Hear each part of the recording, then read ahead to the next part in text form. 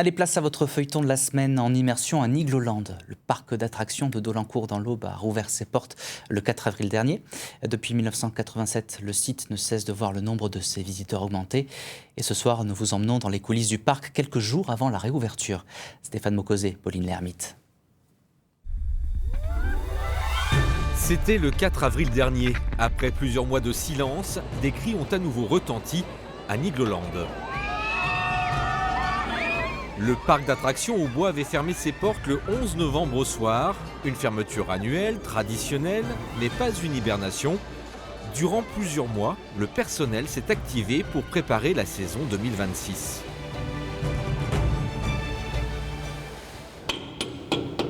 Nous sommes le 25 mars, 10 jours avant la réouverture de Nigloland.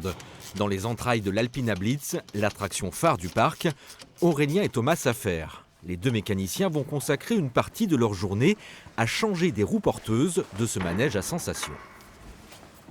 Pourquoi vous la changez? Parce qu'elle a des impacts à certains endroits là. Ces roues sont au cœur de toutes les attentions. Elles sont agressées en permanence par les rails du coaster, par les intempéries, par l'électricité statique. L'Alpina Blitz, c'est un véhicule qui pèse 7 tonnes à vide, qui emmène à son bord jusqu'à 16 personnes, qui les promène à la vitesse de 100 km/h. Autant dire qu'ici, on ne badine pas avec la sécurité. Ça reste un véhicule sur des roues et donc en fait il fait des milliers de kilomètres.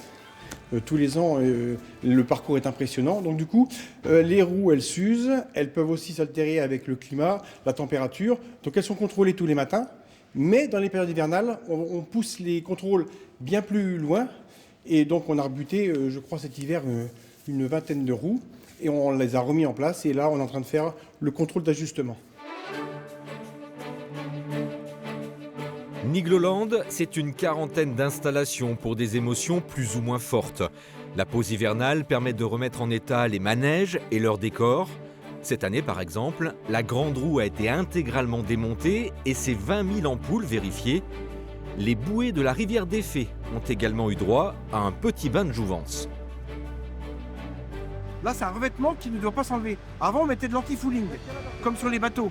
Mais c'est un revêtement qui nécessitait d'être enlevé tous les hivers. Parce qu'il s'encrasse et compagnie. Là, on a fait le choix de dire qu'est-ce qu'on peut trouver comme revêtement qui va apporter une adhérence correcte, qui va résister à l'abrasion du tapis et qui, normalement, on va nécessiter uniquement d'enlever le calcaire et un coup de Karcher. 30 ans que Philippe Dinant travaille à Nigloland. Ici, c'est un peu comme sa deuxième maison. Il connaît le parc dans ses moindres détails, rien ne lui échappe. Et à l'heure de la remise à l'eau des bouées, son regard méticuleux est à l'affût.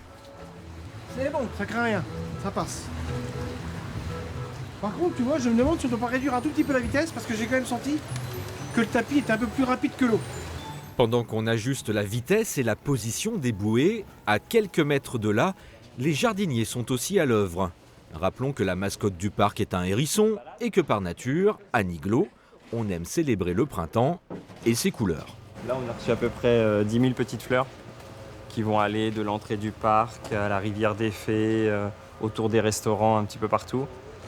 Et en arbuste, on attend encore à peu près 500-600 plantes là, qui vont arriver dans la semaine. L'image de Nigloland, c'est la verdure, c'est les fleurs. On sait qu'on a des clients qui viennent spécialement pour ça. Et l'idée, c'est toujours d'amener un parc toujours plus joli et ça passe par les fleurs. Alors qu'on finit d'orner les espaces verts du parc, que les attractions sont progressivement déclarées bonnes pour le service, la formation du personnel s'achève aussi. Nous verrons dans le prochain épisode comment les 400 saisonniers recrutés pour ce nouvel exercice ont appris à faire tourner les manèges.